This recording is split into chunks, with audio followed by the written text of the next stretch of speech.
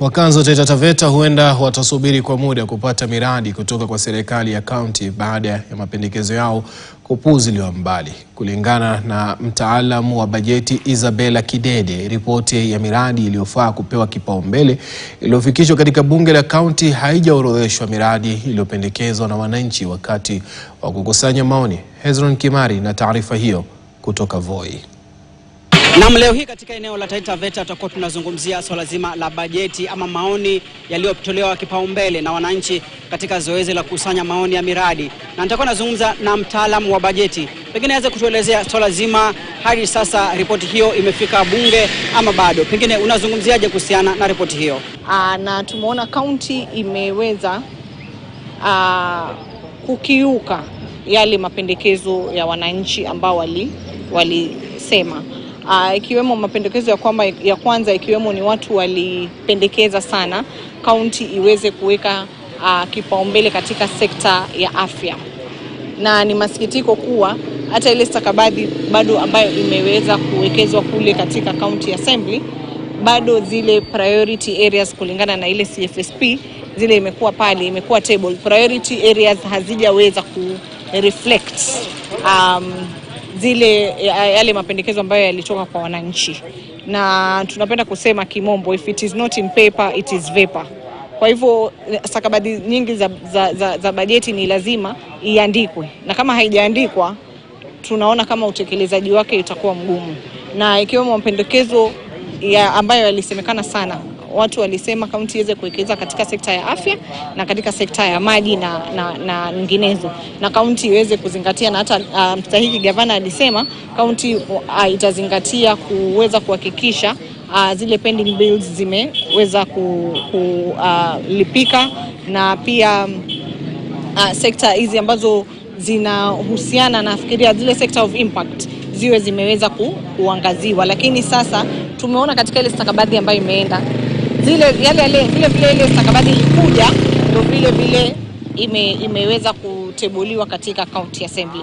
Lakini tukiangalia kama sekta ya elimu haijaekewa hata shilingi katika masuala mzima ya maendeleo.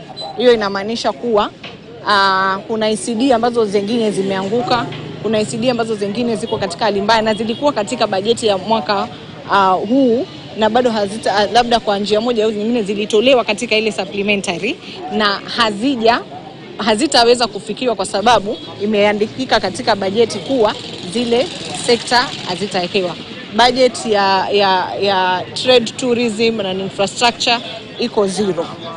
Bajeti ya lands, mining na physical planning iko zero ya development. Kwa hivyo inamaanisha kuwa county haijaweza kuwekeza chochote katika sekta ya mining, county haijawekeza chochote katika mambo ya physical planning, ambayo tunajua swala lizima la masuala ya mashamba ni swala na donda sugu sana katika county yetu.